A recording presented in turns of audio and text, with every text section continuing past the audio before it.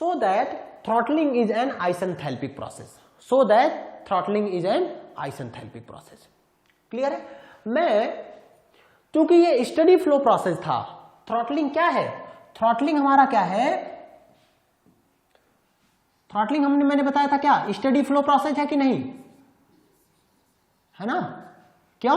क्योंकि जिन डिवाइसेस के थ्रू जा रहा है, चाहे वो कैपिलरी ट्यूब हो, चाहे वो वॉल्व हो, चाहे वो पोरस प्लग हो, तीनों में इसका जो प्रॉपर्टी था मास और एनर्जी, ये टाइम के रिस्पेक्ट में चेंज नहीं कर रहा था। अभी मैंने आपको पूरे डिटेल में बताया था। तो स्टडी फ्लो प्रोसेस होने के नाते जो मास आएगा, बोलिए, वही मास जाएगा। समझ पा रहे हैं? 2 kg पर सेकेंड का मास आया तो 2 kg पर सेकेंड का मास बाहर जाना पड़ेगा तभी। और दूसरा क्या होगा, जो एनर्जी आएगा वही एनर्जी बाहर जाएगा। समझ पा रहे हैं? जो एनर्जी आएगा वही एनर्जी बाहर जाएगा। क्लियर है? अच्छा, आपको एक इक्वेशन याद होगा, first law of thermodynamics for open system, है ना? उसे हम लोग क्या यूज करते, क्या बोलते हैं? Steady flow energy equation. Steady flow energy equation, ठीक है? मैं इसका डेरिवेशन यहां पे नहीं दे रहा हूं, उसको हम लोग अलग में कभी देख लिया जाएगा, क्योंकि वो हमारे लिए जरूरी नहीं, हमें उस इक्वेशन को यूज करना है बस। SFEE। आप कहोगे कि सर ये इक्वेशन कैसे यूज कर रहे हो जब प्रोसेस इरिवर्सिबल है, जबकि सारे इक्वेशन जो हम लोग मोस्टली डिराइव करते हैं थर्मोडायनेमिक में, वो हमारे क्या था, रिवर्सिबल प्रोसेसेस के लिए यूज करते हैं। लेकिन जो ये इक्वेशन मैं लिख रहा हूं भाई, देखिए ये इक्वेशन क्या होता है, mass flow rate at inlet, फिर लिखोगे H1 plus C1 square by 2 kinetic energy plus GZ1 plus Q dot बराबर होता है मास एट एग्जिट, फिर आता है H2 plus C2 square by 2 plus GZ2 plus control volume work, है ना? और यहां पर H क्या होता है, H1 होता है U1 प्लस P1 V1, और ये P1 V1 क्या होता है, दिस इज फ्लो वर्क। समझ पा रहे हैं? ये फ्लो वर्क क्या होता है?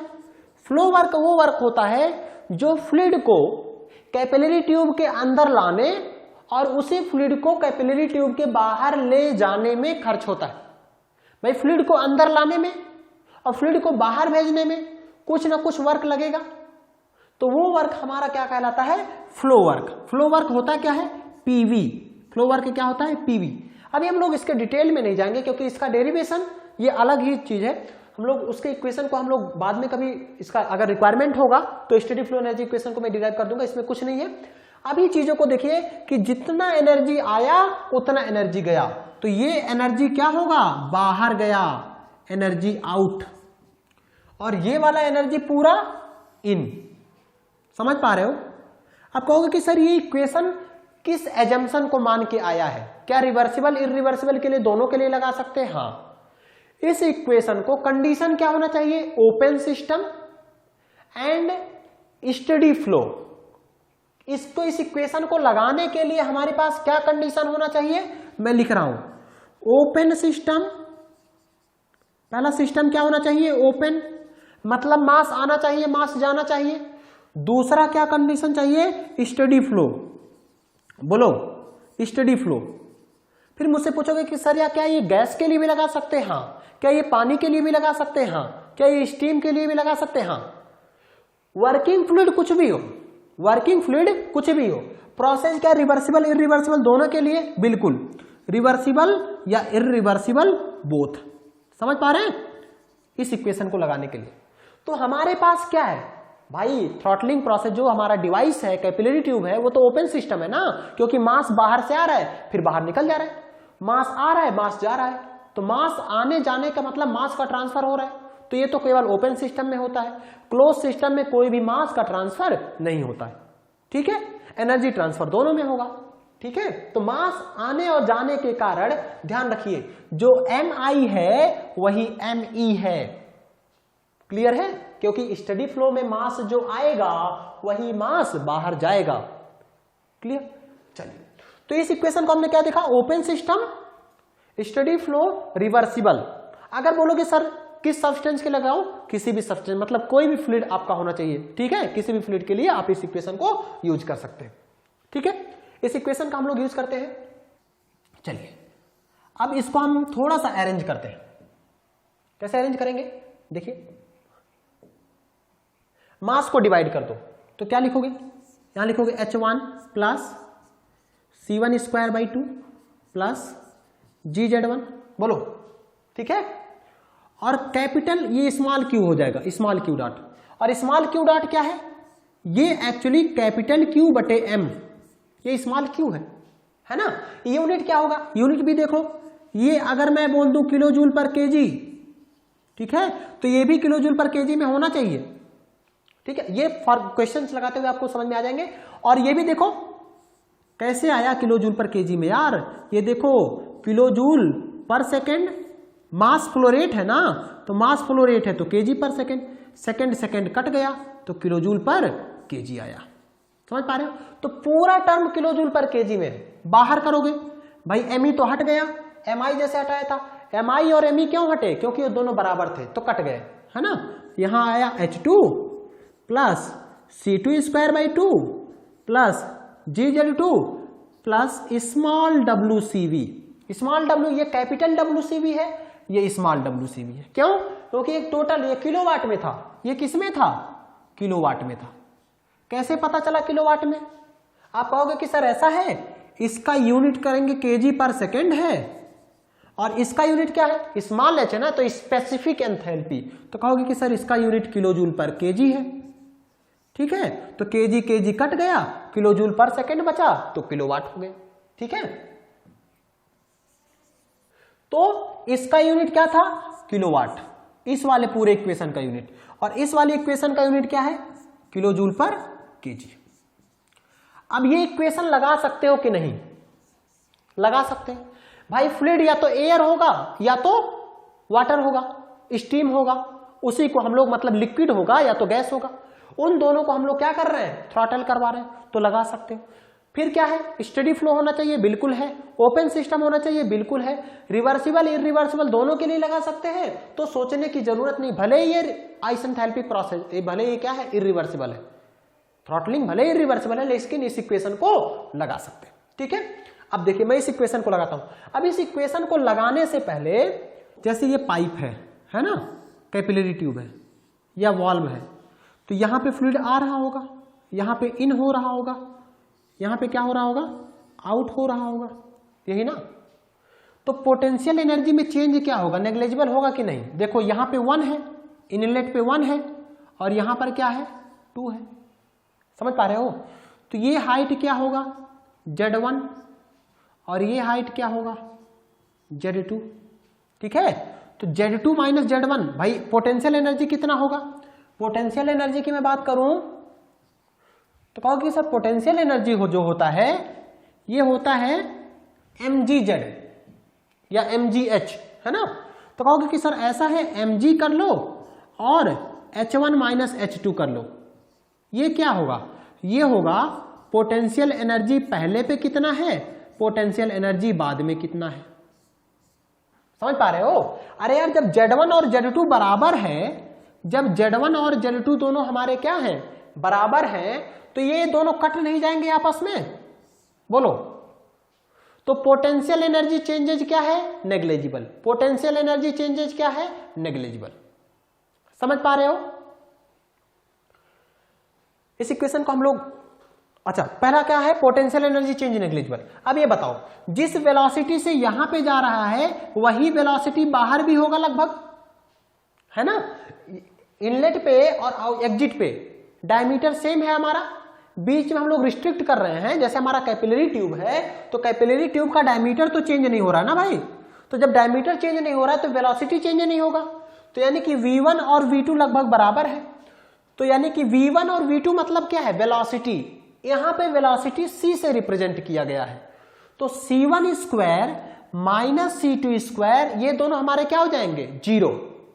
तो दो टर्म अभी पता चले, पहला क्या चला, डेल्टा के बराबर 0, काइनेटिक एनर्जी चेंज में 0, डेल्टा पीई बराबर 0, डेल्टा पोटेंशियल एनर्जी चेंजेज हमारे क्या हो गए, 0, क्लियर है?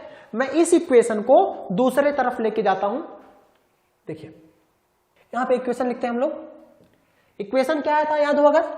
H1 plus C1 square by 2 plus GZ1 ये आया था, प्लस Q बराबर H2 plus C2 square by 2 plus GZ2 plus WC। क्या देखा गया था हमने देखा था कि जो पहला कंडीशन क्या था देखा था, चेंज इन पोटेंशियल एनर्जी क्या था? 0। दूसरा क्या देखा था? चेंज इन काइनेटिक एनर्जी बराबर 0। चेंज इन काइनेटिक एनर्जी बराबर 0। ऐसा क्यों? ऐसा इस नाते यहां पे देखिए there is no change in potential energy, इसी नाते मैंने डेल्टा पीई को क्या मान लिया है? 0। There is negligible changes in kinetic energy, तो डेल्टा केई को मैंने क्या मान लिया है? 0। क्या कोई वर्क दे रहा है? No soft work is involve, तो तीसरा नंबर क्या मानोगे? कहोगे कि सर जो कंट्रोल वॉल्यूम वर्क है ना, जो सॉफ्ट का वर्क है वो है 0। क्यों? क्योंकि यहां पे पाइप है, वर्क पाने के लिए या वर्क देने के लिए टरबाइन या कंप्रेसर होने चाहिए, ये तो पाइप है, तो पाइप में कोई वर्क नहीं मिलेगा। ठीक है, फिर कहोगे कि सर कोई हीट ट्रांसफर नहीं हो रहा है, मतलब जो पाइप है ना, जो पाइप है वो इंसुलेटेड है। 4 नंबर हमारा क्या है? जो हीट ट्रांसफर हो रहा है, जो हीट ट्रांसफर है वो हमारा क्या था? Q dot 0। क्लियर है? स्टेटमेंट देखिए, पहला क्या था? No soft work is involve. Obvious सी बात है, क्योंकि ये पाइप है तो पाइप से कोई वर्क तो मिलेगा नहीं, ना तो वर्क दोगे ना तो वर्क मिलेगा, तो इस नाते मैंने WCV 0। CV का क्या मीनिंग है? कंट्रोल वॉल्यूम, W मतलब वर्क। फिर दूसरा नो हीट ट्रांसफर, क्यों? क्योंकि पाइप इज इंसुलेटेड, तो Q हमने क्या लिख दिया? 0। फिर आया no change in potential energy, Z1 बराबर Z2, अभी मैंने आपको दिखाया था Z1 बराबर Z2, तो पोटेंशियल एनर्जी चेंज 0। फिर आया negligible changes in kinetic energy, ये वाला टर्म 0। अब इन टर्म को आप 0 कर दो। ठीक है, देखिए इस टर्म को 0 करिए, यहां देखिए किसको 0 करेंगे? देखिए C1 square minus C2 square. ठीक है, मैं फिर से लिख रहा हूं, देखो H1 plus C1 square minus C2 square by 2, बोलिए, plus G times Z1 minus Z2। Clear है? और Q वाला क्या हो गया? 0। Q 0 क्यों हो गया? क्योंकि इंसुलेटेड था, समझ पा रहे हो? इंसुलेटेड था। और WC भी 0 क्यों हुआ? क्योंकि कोई भी सॉफ्ट वर्क नहीं है, पाइप है यार, पाइप में वर्क कहां से मिलेगा? तो नो सॉफ्ट वर्क। कोई सॉफ्ट वर्क है क्या?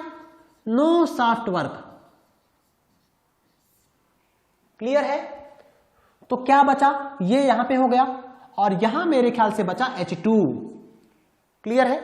अब कहोगे कि सर इसमें भी कुछ चीज 0 हो रहा है, कहोगे कि चेंज इन पोटेंशियल एनर्जी 0 है, तो चेंज इन पोटेंशियल एनर्जी क्या हो गया? 0। ये 0 क्यों हो रहा है? क्योंकि Z1 और लगभग Z2 दोनों बराबर है। कहोगे सर ये वाला भी टर्म 0 हो रहा है, क्यों 0 हो रहा है? क्योंकि कहोगे कि C1 लगभग C2 के बराबर है। तो बचा क्या? फाइनली बचा H1 बराबर H2। फाइनली क्या बचा? H1 बराबर H2। समझ पा रहे हैं? तो H1 क्या है? एंथैल्पी। एंथैल्पी बराबर है आइसेंथैल्पिक। आइसेंथैल्पिक का मतलब एंथैल्पी कांस्टेंट, आइसेंट्रोपिक मतलब एंट्रोपी कांस्टेंट। तो यहां पर एंथैल्पी कांस्टेंट है, तो क्या लिखोगे? आइसेंथैल्पिक प्रोसेस। बोलिए, तो हमें क्या पता चला कि जो थ्रॉटलिंग है ना भाई, थ्रॉटलिंग है आइसेंथैल्पिक प्रोसेस। थ्रॉटलिंग हमारा क्या है? आइसेंथैल्पिक प्रोसेस। इस प्रोसेस में एंथैल्पी हमारा क्या रहेगा? कांस्टेंट रहेगा। इस प्रोसेस में हमारा एंथैल्पी क्या रहेगा? कांस्टेंट रहेगा। समझ पा रहे हैं? इसमें कोई डाउट नहीं होगा। ठीक है, तो H1 बराबर हमारा H2 आ गया। अच्छा, एक चीज बताइए, अगर गैस आइडियल रहा, ध्यान से समझिए कुछ इंपॉर्टेंट चीज, फॉर आइडियल गैस, अगर गैस आइडियल रहा तो H1 की जगह पे क्या लिखोगे? CpT1 बोलो, और H2 की जगह पे क्या लिखोगे? CpT2। लेकिन Cp कांस्टेंट है, Cp तो चेंज नहीं कर रहा, स्पेसिफिक हीट। ठीक है, मैंने m से मल्टीप्लाई क्यों नहीं किया? क्योंकि स्पेसिफिक है, m बराबर 1 ले लिया है, तो Cp कैंसिल हो गया, तो T1 बराबर क्या आ गया? T2। T1 बराबर क्या आ गया? T2। क्लियर है? इसमें कोई डाउट? यानी कि अगर आइडियल गैस की थ्रॉटलिंग करोगे तो टेम्परेचर में कोई चेंज आएगा क्या? नहीं। आगे हम लोग देखेंगे भी इस चीज को, मैंने प्रूफ करके आपको दिखा दिया कि अगर आइडियल गैस की थ्रॉटलिंग करोगे तो टेम्परेचर में कोई चेंज नहीं आएगा। आप कहोगे कि सर इंटरनल एनर्जी में भी कोई चेंज आएगा क्या? मैं कहूंगा देख लो, यहां पे देखिए, अगर आइडियल गैस है, कंडीशन वही है, आइडियल गैस, ठीक है। तो अगर T1 बराबर T2 है, पता है आपको कि आइडियल गैस के लिए इंटरनल एनर्जी केवल टेम्परेचर का फंक्शन होता है। आइडियल गैस के लिए इंटरनल एनर्जी किसका फंक्शन होता है? केवल टेम्परेचर का फंक्शन। तो अगर T1 बराबर T2 है तो U1 बराबर भी क्या होगा? U2 होगा। समझ पा रहे हो? यानी कि इंटरनल एनर्जी गैस की क्या रहेगी? कांस्टेंट रहेगी। इंटरनल एनर्जी गैस की हमारी क्या रहेगी? कांस्टेंट रहेगी। अच्छा, तो अब हम देखते हैं कि क्या रिजल्ट आया। इसमें कोई डाउट नहीं होगा, ये हमारे एजम्पशंस हैं, ठीक है। इस हिसाब से मैंने change in kinetic energy, potential energy changes मैंने 0 लिया है, ठीक है। तो आइडियल गैस के लिए 2 चीज मैं कंक्लूड कर रहा हूं। पहला क्या? टेम्परेचर कांस्टेंट रहेगा। दूसरा क्या? इंटरनल एनर्जी कांस्टेंट रहेगी, ठीक है। दोनों चीजें क्लियर होगा, यहां पर देख लीजिए, ठीक है। अब हम आगे बढ़ते हैं कि देखिए, चलिए यहां पे देख लेते हैं। बहुत इंपॉर्टेंट चीज समझिए, थ्रॉटलिंग में ये बहुत इंपॉर्टेंट चीज है, इस नाते इसको डिटेल में पढ़ेंगे हम लोग। यहां पे देखिए, अगर यहां पे स्टेट 1 है, यहां पर स्टेट 2 है, यहां पे प्रॉपर्टीज क्या है? कहोगे सर यहां पर प्रॉपर्टीज, प्रेशर है P1, वॉल्यूम है V1, टेम्परेचर है T1, ठीक है, एंट्रोपी है S1, ठीक है। इंटरनल एनर्जी क्या है? U1। कहोगे अच्छा ठीक है, यहां पर क्या है? प्रेशर है P2, वॉल्यूम है V2, टेम्परेचर है T2, एंट्रोपी है S2, इंटरनल एनर्जी U2। मैं कहूंगा थ्रॉटलिंग के कारण क्या होता है? बाई थ्रॉटलिंग क्या होता है? मैंने कहा था प्रेशर हमेशा घटेगा, प्रेशर हमेशा घटेगा। तो जो प्रेशर P2 होगा, P2 क्या P1 से कम नहीं होगा? P2 क्या P1 से कम नहीं होगा? समझ पा रहे हो? क्यों? क्योंकि थ्रॉटलिंग में प्रेशर हमेशा ड्रॉप होता है। चलिए, स्पेसिफिक वॉल्यूम की हम लोग बाद में बात करते हैं, है ना। अच्छा देख लो, इसमें कोई दिक्कत नहीं है। H1 बराबर क्या था? H2। तो H बराबर क्या होता है? U।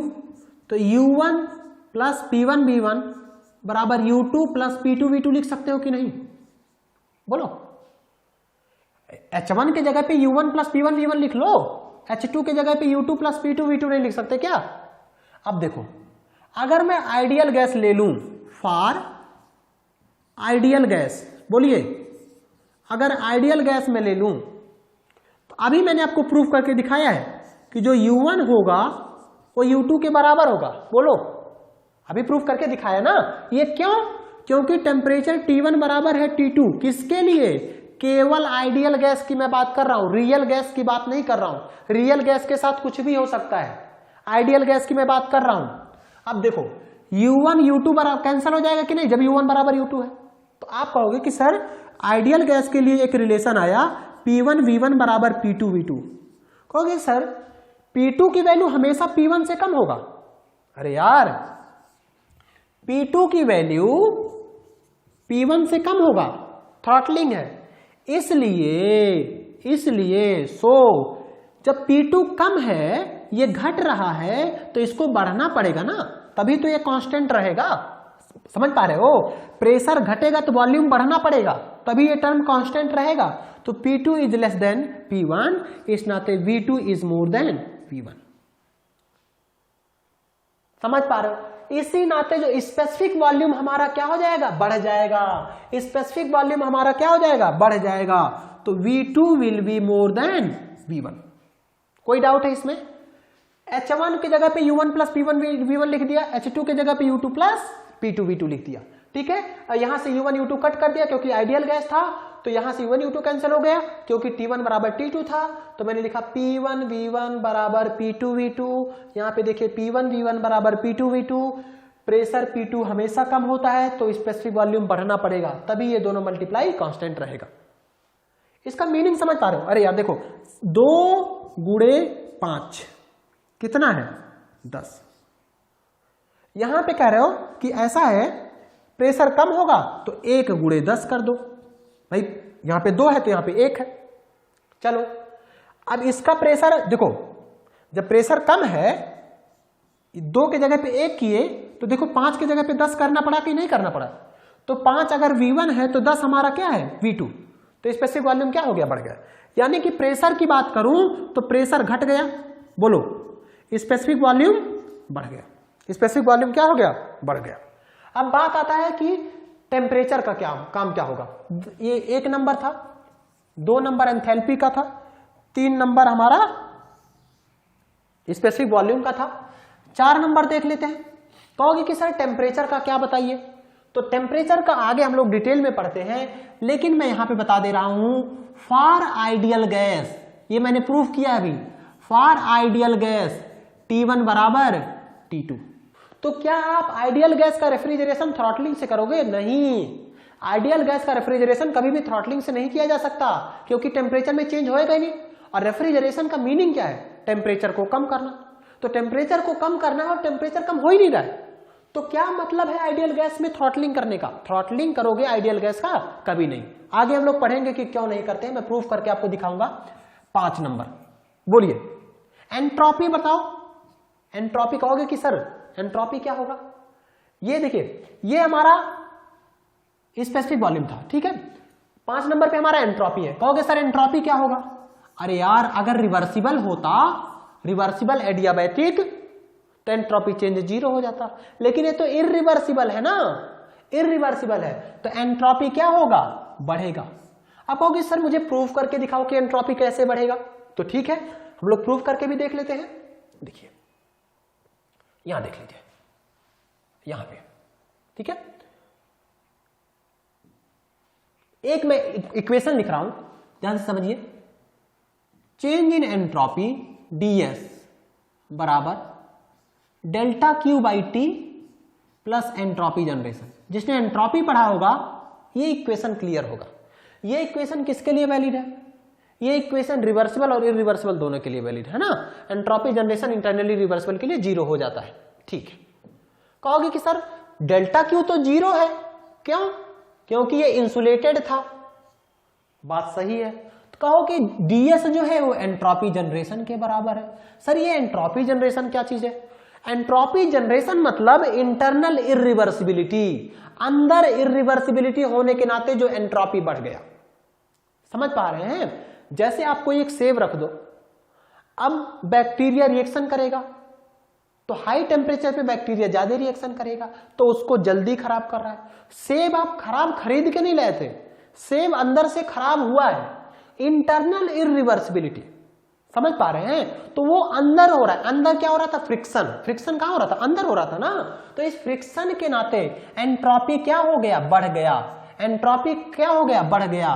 क्यों बढ़ गया? Due to internal irreversibility. एक एक चीज इसमें बहुत इंपॉर्टेंट है, ठीक है। This is due to internal irreversibility. समझ पा रहे हैं? फिर आया इंटरनल एनर्जी बता दो सर। तो भाई इंटरनल एनर्जी तो मैं बता ही चुका, बोलो, इंटरनल एनर्जी बता चुका ना। आइडियल गैस के लिए U1 बराबर क्या था? U2। कहोगे कि सर ये तो ठीक है आइडियल गैस के लिए, रियल गैस के लिए बता दो मुझे। मैं कहूंगा भैया रियल गैस के लिए मैं कुछ नहीं कह सकता, रियल गैस के लिए मैं कुछ नहीं कह सकता। मतलब क्या नहीं कह सकता? कि फॉर रियल गैस 7 नंबर, देखिए इसको इरेज करते हैं हम लोग, 7 नंबर यहां लिख लेते हैं। फॉर रियल गैस अगर गैस रियल हुआ, आइडियल नहीं, तो क्या कहोगे? अरे यार T2 T1 से बड़ा भी हो सकता है, T1 T2 से बड़ा भी हो सकता है। मतलब for real gases by throttling अगर करोगे रियल गैस की ना, by throttling, temperature of real gas, क्या लिखोगे? टेम्परेचर ऑफ रियल गैस क्या होगा? में इंक्रीज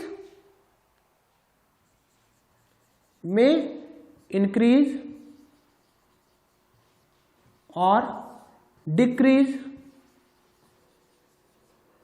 है ना? और हो सकता है कि रिमेन कांस्टेंट भी हो जाए, और रिमेन कांस्टेंट कुछ भी हो सकता है, समझ पा रहे हैं? कुछ भी हो सकता है इसमें, ठीक है। और आइडियल गैस के लिए क्या कहोगे? टेम्परेचर हमेशा कांस्टेंट रहेगा। आइडियल गैस के लिए क्या बोलोगे? टेम्परेचर हमेशा कांस्टेंट रहेगा। क्लियर है? मेरे ख्याल से थ्रॉटलिंग में इससे ज्यादा कुछ भी चीज नहीं है। This is all about throttling, ठीक है। आगे हम लोग बढ़ते हैं। अब देखिए, अब हम लोग थ्रॉटलिंग में मैंने प्रूफ करके आपको दिखा दिया कि ये आइसेंथैल्पिक प्रोसेस है, इसमें कोई वर्क नहीं होता है, कोई हीट ट्रांसफर नहीं होता है, काइनेटिक एनर्जी चेंजेस नेग्लिजिबल होता है, पोटेंशियल एनर्जी चेंजेस नेग्लिजिबल होते हैं, और इसमें आइडियल गैस का टेम्परेचर कांस्टेंट होता है, रियल गैस का टेम्परेचर घट भी सकता है, बढ़ भी सकता है, कुछ भी चेंजेस हो सकते हैं, ठीक है। प्रेशर हमेशा घटेगा, दाब प्रेशर हमेशा घटेगा, आइडियल गैस के लिए इंटरनल एनर्जी बराबर रहेगा, ठीक है। अब हम लोग चलते हैं इस डायग्राम को ड्रॉ करने। ये बहुत इंपॉर्टेंट डायग्राम है, ये आपका है टीपी कर्व, टीपी डायग्राम। इसको समझो, बहुत इंपॉर्टेंट चीज है। ये देखिए, यहां पे सपोज करिए वही पाइप है ना, मैं इसमें पोरस प्लग लगा सकता हूं या वाल्व लगा देता हूं। मैं सिंप्लिसिटी के लिए ऐसे वाल्व लगा देता हूं। आप कहोगे कि सर इसमें ऐसा करो, ये 1 नंबर है इनलेट और ये 2 नंबर है एग्जिट, ठीक है, इस पे एंट्री करवाओ। बोलूंगा ठीक है। आप पहले इसको इंसुलेट कर दो।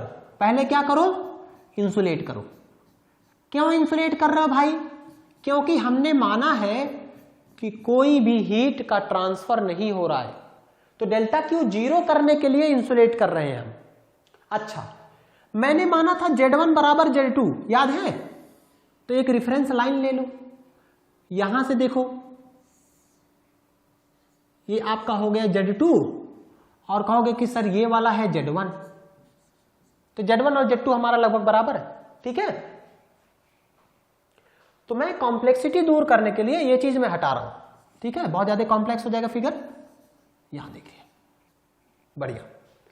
आप कहोगे कि सर यहां पे कुछ ना प्रॉपर्टी होगी, कुछ ना कुछ प्रॉपर्टी होगी। बोलोगे ठीक है, यहां पे हम प्रॉपर्टी ले लेते हैं P1, ठीक है, वॉल्यूम ले लेते हैं V1, T1, S1, H1, है ना। और यहां पे प्रॉपर्टी क्या होगा? P2, V2, T2, S2, H2, U2, है ना, U1, ठीक है। ये प्रॉपर्टीज हैं फ्लूइड की। तो कहोगे कि सर यहां पे आपको कैसे पता चला कि प्रेशर P1 है, कैसे मेजर करोगे? मैं बोलूंगा कि ऐसा करो, यहीं पर प्रेशर गेज लगा दो। ये क्या है? Pressure gauge. बोलोगे सर टेम्परेचर, तो एक थर्मामीटर लगा दो, यहां पर आप थर्मामीटर लगा दो, तो यहां से आपको P1 की रीडिंग मिल जाएगी, T1 की रीडिंग मिल जाएगी। अच्छा, कहोगे सर यहां पे कैसे निकाले? तो यहां भी एक प्रेशर गेज लगा दो, यहां से P2 मिल जाएगा, और यहां एक टेम्परेचर मेजरिंग डिवाइस लगा दो, तो यहां से T2 मिल जाएगा। बोलोगे अच्छा ठीक है, तो हमें क्या मिल गया? P2 मिल गया, T2 मिल गया। अच्छा, अब ये डायग्राम कहां से आया? आप बताओ, क्या P1 और T1 पता नहीं है? कहोगे हाँ सर बिल्कुल पता है। तो मैंने कहा कि ठीक है भाई, ये जो प्रेशर है P1 और यहां पे एक टेम्परेचर है T1, बोलो ये टेम्परेचर है T1 और मुझे एक पॉइंट मिला ये। क्लियर, समझ पा रहे हो? अब देखो, अब मैंने अब क्या किया, इसके वाल्व को, ठीक है, अब हम थ्रॉटलिंग कर रहे हैं, तो इसके मतलब यहां पर इनलेट कंडीशन सेम होना चाहिए। कहोगे कि सर जो P1 है, T1 है, इसको फिक्स कर लो, इसको फिक्स कर लो, इसको क्या कर लो? फिक्स कर लो, ठीक है। तो अब क्या करो कि जब थ्रॉटलिंग करोगे तो अब इसके वाल्व को ऑपरेट करोगे, और क्लोज किया और क्लोज किया और क्लोज किया, तो जितना क्लोज करते जाओगे प्रेशर क्या होता जाएगा, घटता जाएगा। जितना खुला था अब की बार थोड़ा सा और क्लोज कर दिया, तो यहां पर अभी पता था P2 T2, ये मुझे पता था, ठीक है, और थोड़ा बंद किया तो ये प्रेशर और घट जाएगा, बोलो, और एक नया P2 T2 आ जाएगा। फिर मैंने वाल्व और क्लोज किया तो प्रेशर और घटेगा, तो एक नया P2 T2 आ जाएगा। अरे समझ पा रहे हो P2 T2 का मीनिंग क्या है? प्रेशर और टेम्परेचर थ्रॉटलिंग के बाद ये वाला P2 T2 अलग है, ये P2 T2 अलग है, ये P2 T2 अलग है। मैं एक ही टर्म में क्यों लिख रहा हूं? क्योंकि ये बाहर का है, 2 पे है, स्टेट पे। तो देखो जैसे जैसे आपने वाल्व को क्लोज किया प्रेशर क्या हुआ, प्रेशर क्या हुआ, घटा, ठीक है। तो कहोगे कि सर ऐसा है मैं प्रेशर घटूंगा तो 2 नंबर वाला जो पॉइंट होगा वो मेरे बाएं साइड आएगा, दाहिने साइड नहीं जाएगा, क्योंकि दाहिने साइड अगर जाएगा तो प्रेशर बढ़ने लगेगा, ठीक है। तो दूसरा वाला स्टेट यहां पे आ जाएगा, ठीक है, दूसरा वाला सपोज करो यहां पे आ जाएगा। तो इसी के हिसाब से टेम्परेचर हमारा क्या हो गया, बढ़ गया। अब देखो थ्रॉटलिंग कर रहे थे, चाहते थे टेम्परेचर घटे, लेकिन टेम्परेचर बढ़ गया, समझ पा रहे हो? तो मैंने बोला था कि टेम्परेचर बढ़ भी सकता है, घट भी सकता है। फिर आप इस वाले पॉइंट पे आए, फिर इस वाले पॉइंट पे आए, इस वाले पॉइंट पे आए, इस वाले पॉइंट पे, तो ये लाइन मिल पाया कि नहीं मिल पाया? ये लाइन कैसे मिला? ये लाइन ऐसे मिला कि P1 T1 को मैंने फिक्स कर दिया, उसके बाद क्या किया, जो ये वाल्व था उसको धीरे धीरे हमने क्लोज करना शुरू किया, मतलब उसको क्लोज करना शुरू किया। तो इसके नाते ये हमारा जो है ये एक लाइन बना। अच्छा तो बताओ ये तो थ्रॉटलिंग प्रोसेस हुआ ना, तो क्या बता सकते हो कि 1 पे एंथैल्पी कितना होगा? मैं बोलूंगा सर H1, 2 पे कितना होगा H1, 3 पे कितना होगा H1, H1, सारी ये सारा के सारा हमारा क्या होगा? क्यों? अरे यार थ्रॉटलिंग से ही तो ये डायग्राम बनाए हो। तो ये बताओ ये जो है 2 2 2 ये सारे के सारे एग्जिट स्टेट है कि नहीं, और 1 हमारा इनलेट स्टेट है कि नहीं? तो ये जो लाइन होगा इस लाइन को क्या बोलूं? ये जो लाइन है क्या ये कांस्टेंट एंथैल्पी लाइन है कि नहीं? बताओ मुझे, क्या कांस्टेंट एंथैल्पी लाइन है कि नहीं? बोलोगे बिल्कुल सर। क्यों कांस्टेंट एंथैल्पी लाइन है? क्योंकि ये थ्रॉटलिंग प्रोसेस है। तो जब थ्रॉटलिंग प्रोसेस है तो कांस्टेंट एंथैल्पी लाइन बनना जरूरी है, ठीक है। अच्छा कहूंगा कि अच्छा ठीक है एक लाइन और ड्रॉ करो, कहोगे कि सर वो लाइन ऐसे कुछ आएगा। मैं बोलूंगा कैसे बनाओगे इसे? तो क्या करोगे? कहोगे कि सर पहली बार जो P1 T1 था ना इसको कुछ बढ़ा लेते हैं, जैसे सपोज करो दूसरी बार जो P1 डैश T1 डैश है वो ये है P1 डैश कामा T1 डैश। मतलब अब की बार जो P1 T1 था सपोज करो 10 पास्कल या 100 किलो पास्कल था P1 और टेम्परेचर 100 डिग्री सेल्सियस था। अब किसको बढ़ा लो, सपोज करो 120 और इसको कर लो 120 डिग्री सेल्सियस, समझ पा रहे? तो क्या होगा, अब P1 T1 को चेंज करो, अब P2 T2 चेंज होगा कि नहीं? एक बार P2 T2 आ गया, फिर अब दूसरे वाल्व को घुमाओ, फिर दूसरे वाल्व को घुमाओ, तो फिर ऐसे ढेर सारा 2 2 2 2 2 मिलेगा। फिर पहले वाले को चेंज करो, है ना, उसके बाद फिर इसके वाल्व को घुमाओ, तो ऐसे ऐसे करके ढेर सारी लाइंस मिलती चली जाएंगी कि नहीं? ऐसे ऐसे जो रेड कलर की लाइन है ऐसे ढेर सारी लाइन, इनको बोलते हैं फैमिली ऑफ आइसेंथैल्पिक लाइन। इसको क्या बोला जाता है? Family of isenthalpic line. ये मेरे ख्याल से ड्रॉ करना पता चल गया होगा आपको कैसे एंथैल्पी लाइन ड्रॉ करते हैं। चलिए ये देखिए यहां पर ये मजेदार चीज है, देखो एक लाइन ये आया जब P1 T1 पे, फिर P1 T1 को चेंज किया, फिर बढ़ाया, तो ये कौन सी लाइन है? क्या ये कांस्टेंट एंथैल्पी लाइन है कि नहीं? H is equal to constant line है कि नहीं? बोलिए, सारी की लाइन। लेकिन मैं अगर कहूं कि ये H1 है और ये H2 है, ये H3 है, ये वाला लाइन H4 है, तो आप कहोगे कि सर जो H4 की वैल्यू ज्यादा है H3 से, ठीक है।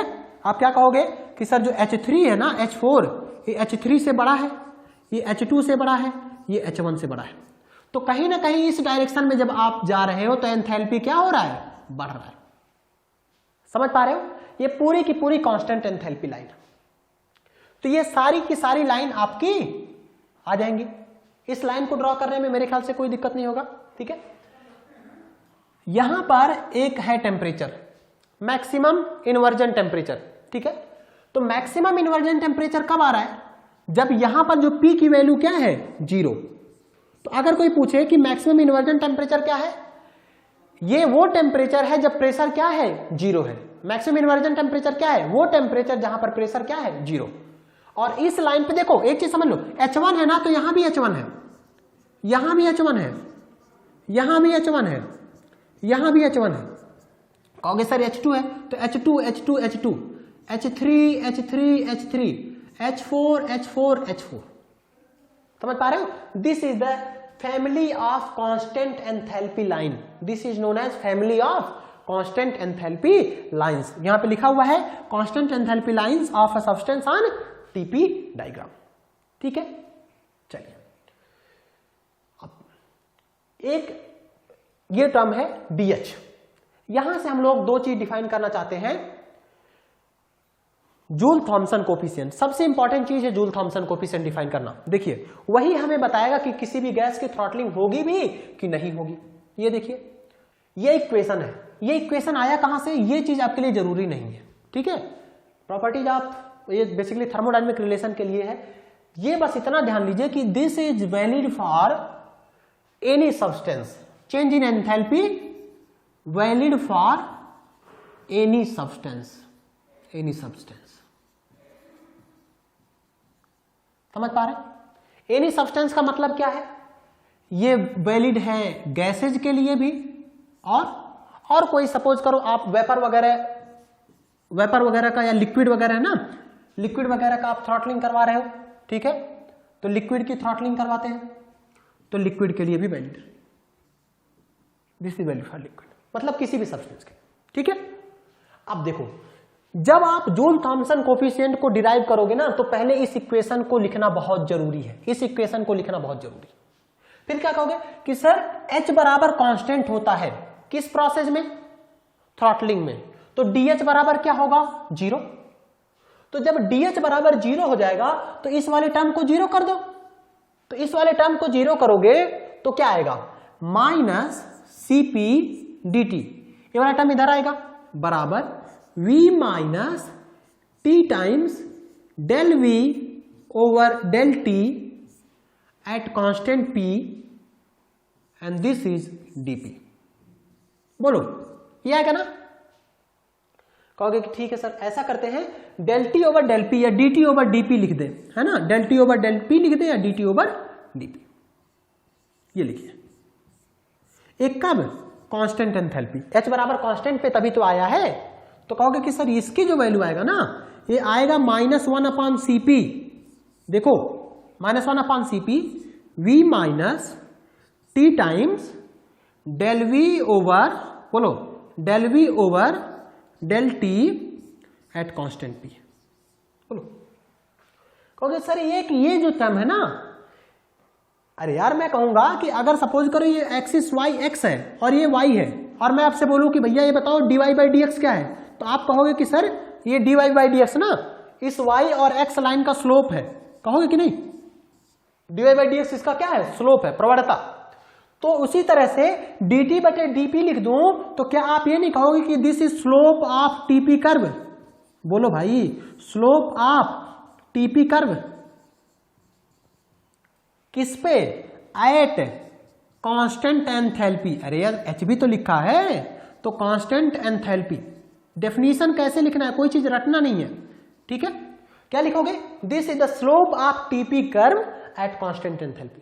कहोगे कि भैया ऐसा है, मैं इसको एक नाम दूंगा, और इसका नाम पड़ा क्या?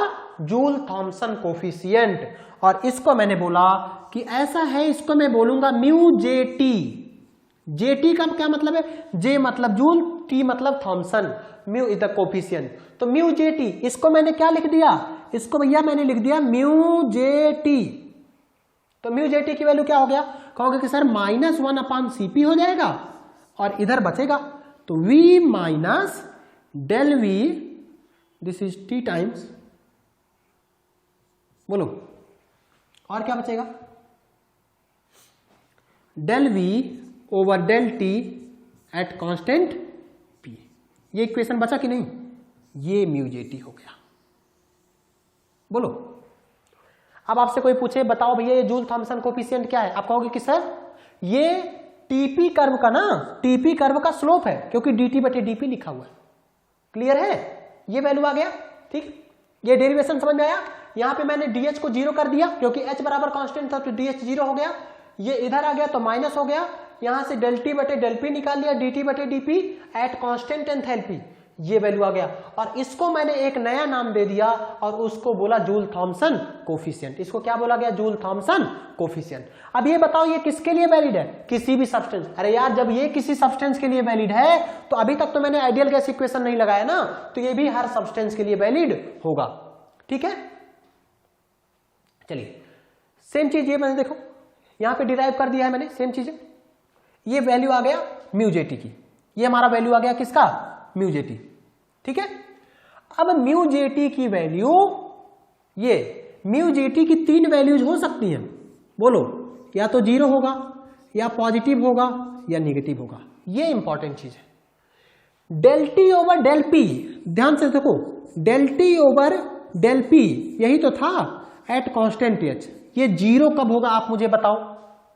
अरे भाई डेल पी तो इनफाइनाइट नहीं हो सकता ना, प्रेशर में चेंज इनफाइनाइट कैसे हो सकता है, वो तो होएगा ही नहीं। तो यानी कि टेम्परेचर में चेंज अगर नहीं हो, ये तभी हो सकता है जब टेम्परेचर में चेंज नहीं हो। तो जब म्यू बराबर 0 है तो क्या कोई टेम्परेचर में चेंज, अरे यार डेल टी बराबर, ये कब 0 होगा, जब डेल टी बराबर 0। और डेल टी बराबर 0 का मतलब समझो कि T2 माइनस T1 बराबर 0, इसका मतलब क्या है कि T2 बराबर, बोलो T1। तो क्या टेम्परेचर रिमेन कांस्टेंट होगा कि नहीं होगा, ये कब होगा, जब म्यू जे टी 0 होगा।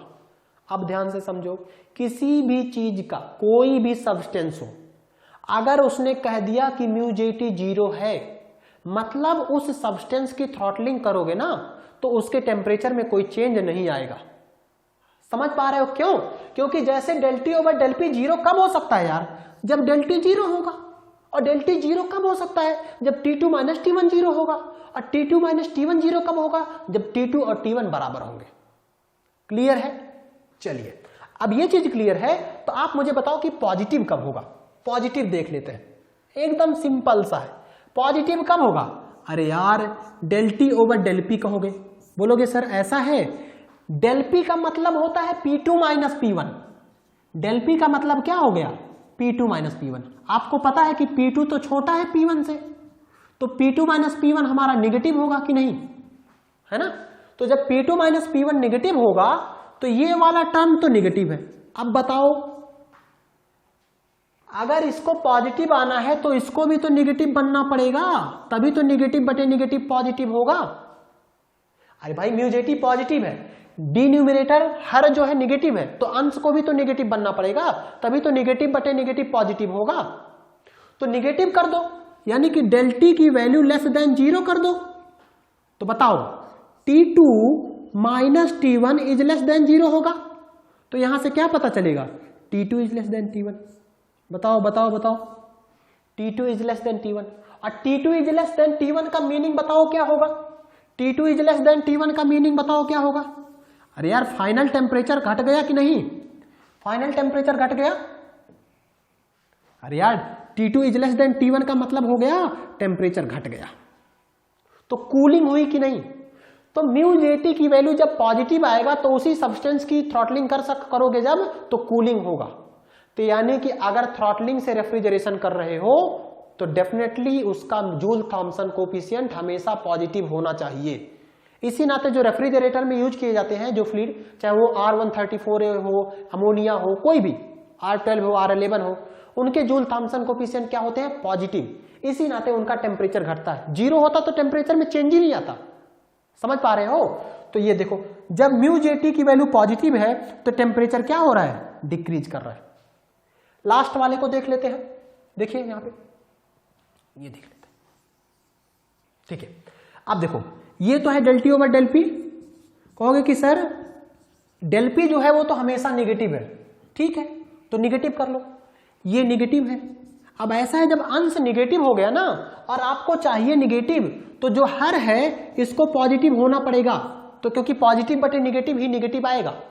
और कहोगे कि सर जो डेल टी है ये मोर देन 0 है, तो पॉजिटिव होने का मतलब यही हुआ ना, तो T2 minus T1 is more than 0, इसका मतलब T2 बड़ा है T1 से। बोलो T2 बड़ा है T1, इसका मतलब हीटिंग हो रही है, टेम्परेचर बढ़ रहा है। देखो टेम्परेचर क्या हो गया, बढ़ गया।